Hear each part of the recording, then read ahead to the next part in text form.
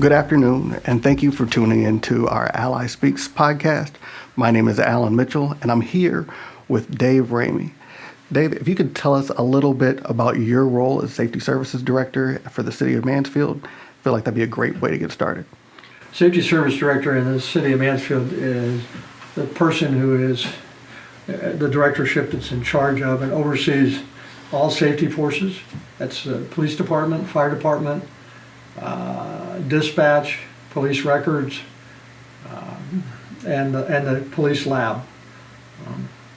I'm also the city's public works director, so I'm in charge of the city's public service employees in addition to being the safety service director. You've got a lot of work on your hands. Some days, yes, that's for sure. If you could tell, why do we need an income tax renewal for our safety services? Well, the current levy that's up for renewal has been in place for somewhere between 25 and 30 years. It is utilized to help fund safety services, operations, and personnel costs. The total safety budget between police and fire, on average, the total budget's $26.5 million. That's split 50-50 between police and fire. Looking at that number, roughly $7 million of that $26 million comes from the 0.5% safety levy. And if I crunched my numbers correctly, that's about 33% of the budget. And without that money, safety services would be drastically curtailed or have to be drastically curtailed.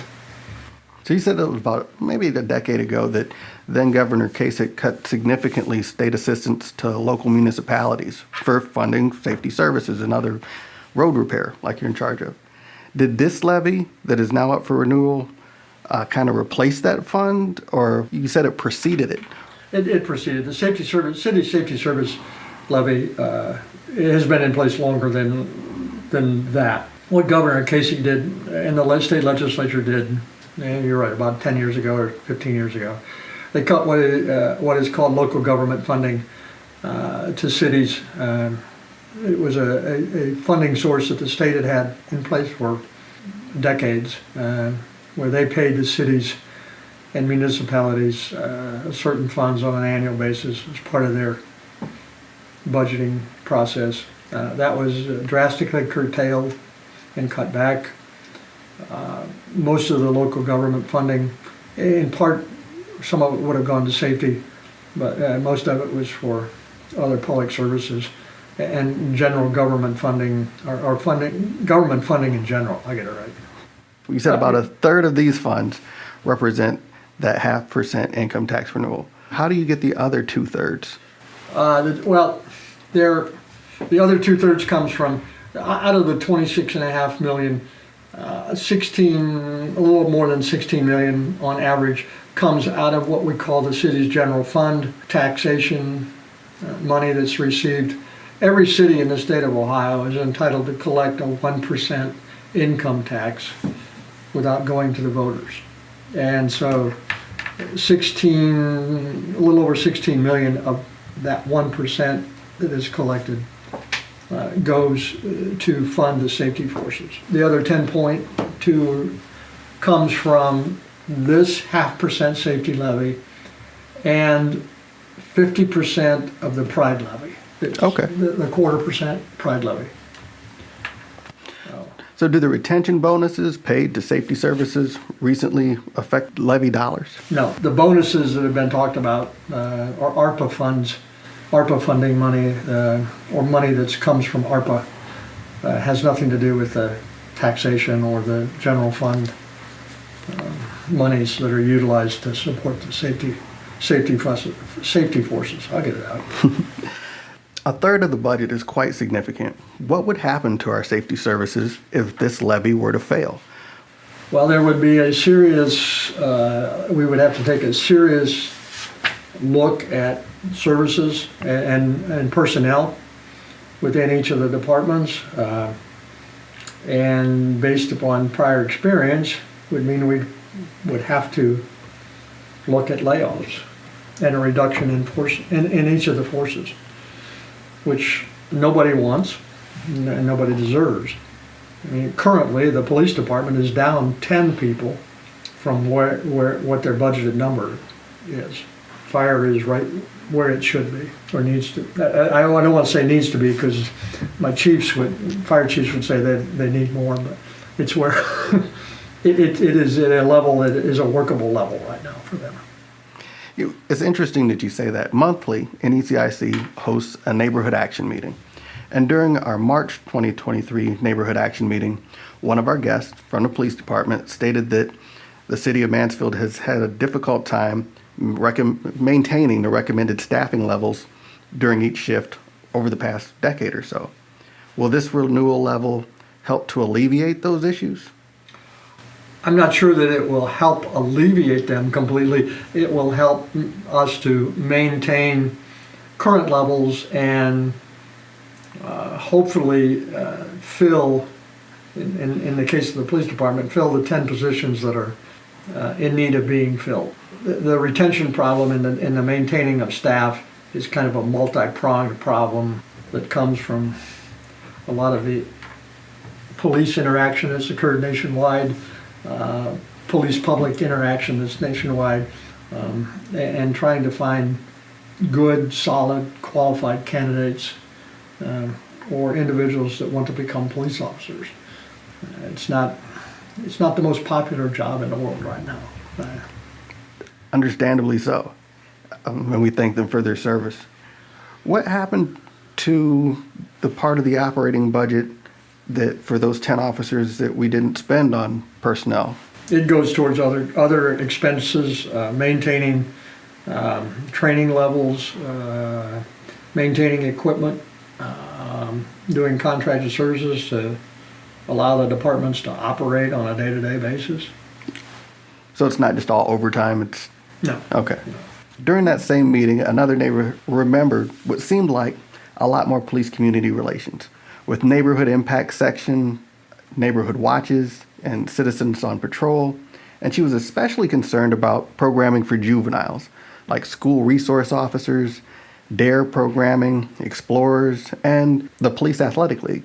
Will this levy help to strengthen any of those programs? It will allow us to continue to maintain those programs. Some of these programs, such as the Police Athletic League, is supported by grant money and outside money that's furnished. The school resource officers, I do know that the city school system would love to have a resource officer in place again, or a couple of them.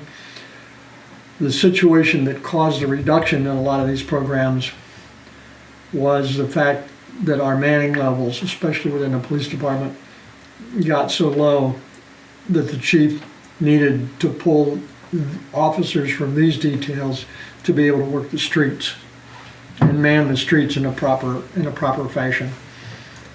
His goal is, and the department's goal is as we get our numbers back up in the police department, we'll get more people fully trained and fully certified, that he's going to go back and explore and attempt to refill these positions that have been vacated. But the reason why they were vacated is because you can only divide a cake so many ways or a pie so many ways.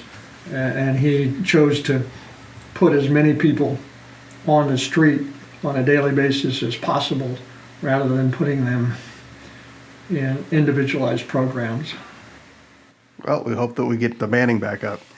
During one of our neighborhood action meetings last fall, a resident was remembering, or she was reminding us, I guess, of a 2019 arson in which hydrants weren't working. She reminded us that that was a tragedy and we didn't want us to forget. And she wanted to know what was being done. And we responded that Mansfield is recommitted to testing hydrants. And we wanted to know how that process is going. Is there still a problem? And will this funding help fix that problem? To answer the question, there is still a problem.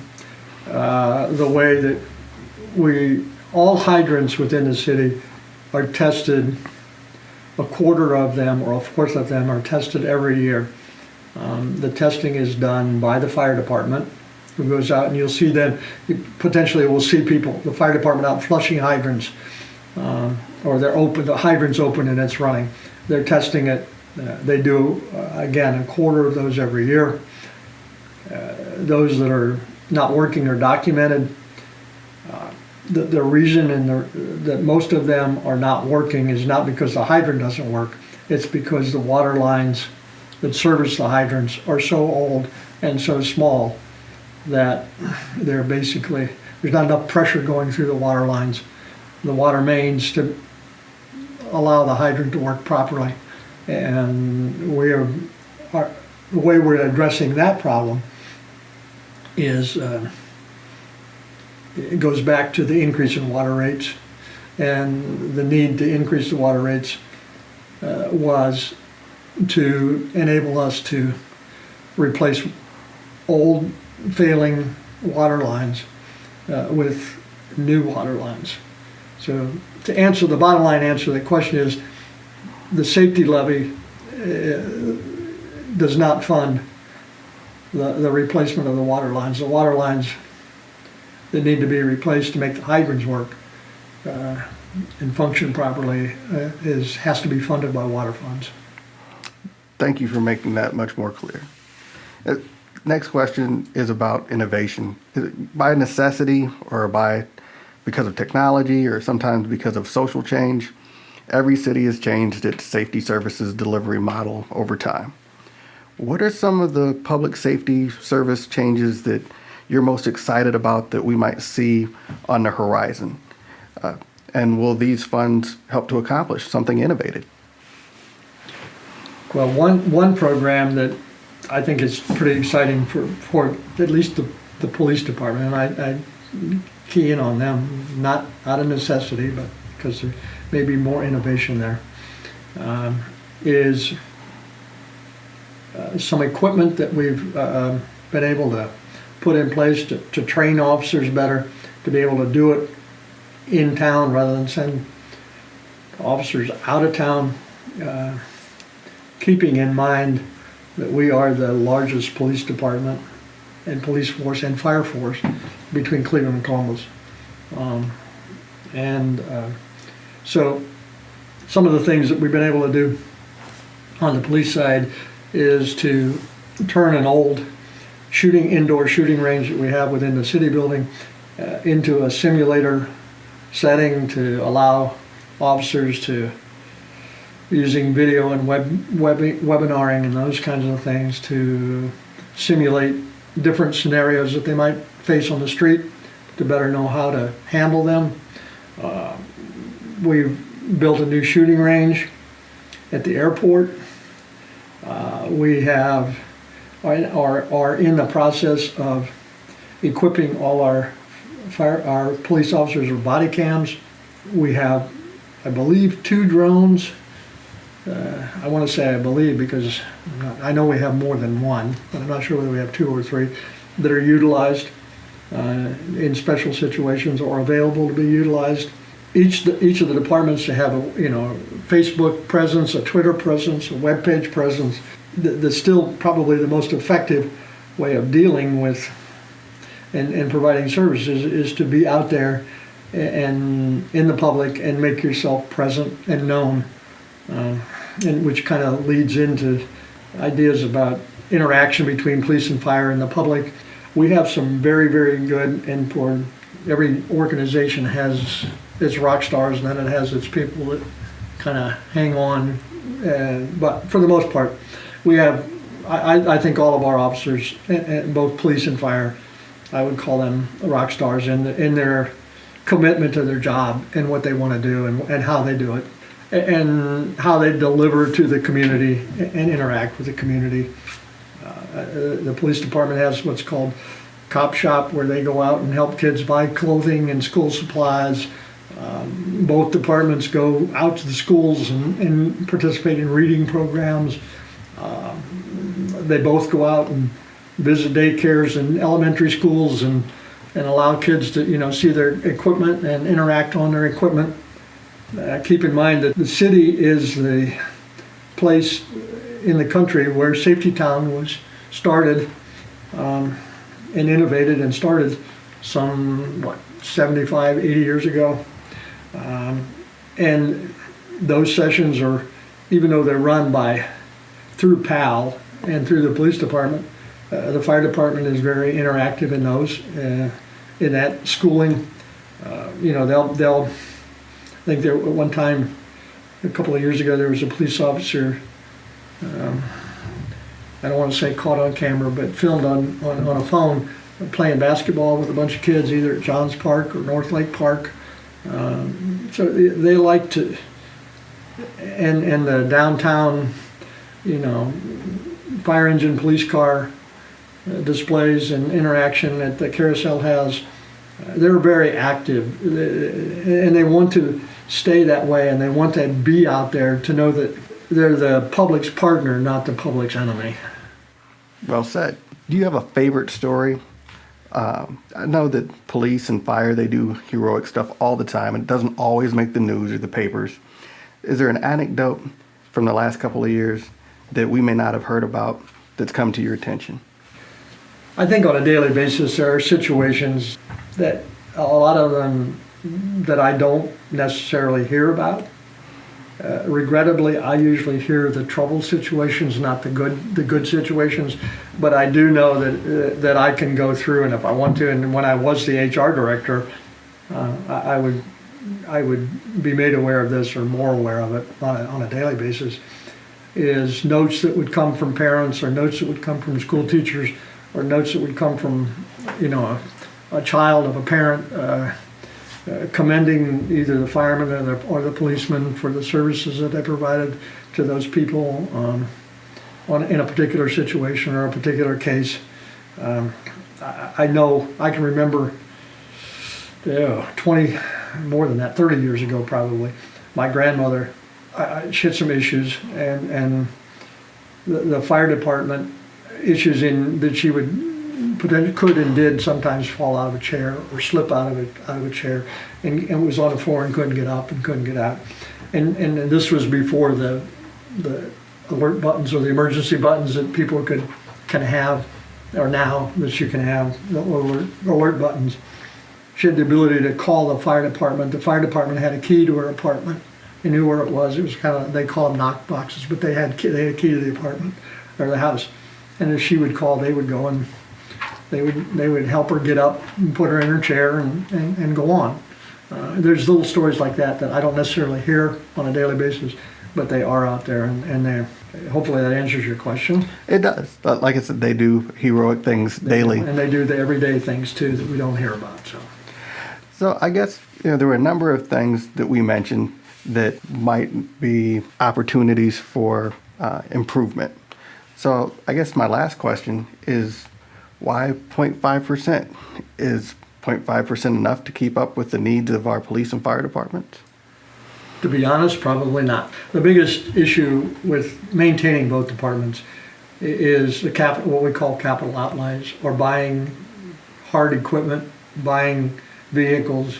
The police department has roughly 30 vehicles, 30 cruisers. I'm rounding numbers off, but that's what they have.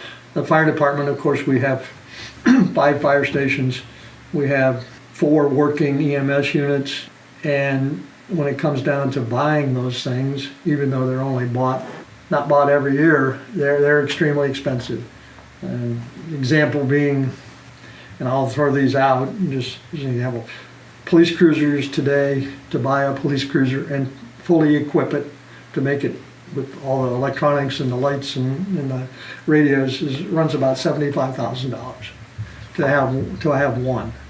Fire engines run anywhere on the lower side of probably $500,000, on the upper end or $1.5 million. And EMS units are in the neighborhood of $250,000 a piece. So you just can't go out and buy them.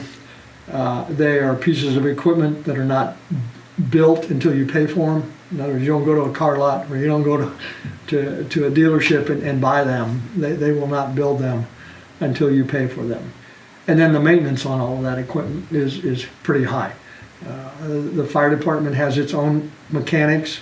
It has its own mechanic bay in Station 1 on 3rd Street. The police department has its own mechanics that take care of the cars, change tires, do oil changes. And that equipment gets used very hard on a daily basis. You know, fire truck average mileage on a fire truck might be 7 to 8 miles to a gallon. And so, you know, those kinds of, it is, I say capital equipment is the biggest thing and the hardest thing to meet on an annual basis and a daily basis. Operational needs eat up the day-to-day operational needs, wages, salaries, to keep the lights on in the place, eat up the vast majority of the safety funds that are set aside, or the funds that are set aside for safety and support of safety. That problem is kind of a universal city problem in trying to maintain capital, what we call capital outlays or capital equipment. So I would say the bottom line is the 0.5% will help us maintain what we currently have. It's not going to enable us to go any further, really. That's what it amounts to. Luckily and fortunately, absolutely fortunately, we have the ARPA funds, and we've utilized those funds very frugally, very conservatively, put them in the public need area, in addition to helping us refurbish and upgrade capital equipment needs and building needs. A lot of that has gone towards maintaining safety forces, safety personnel, safety living conditions, environmental conditions. Is there anything else that you would like for voters or North End residents or those that might listen to this podcast to know about this upcoming ballot initiative? I think I would say that this has been a ballot and a levy issue that has been in place for a very, very long time. To my knowledge, save and except possibly one time in that period, it has been approved by the voters. It's not going to increase anybody's income taxes.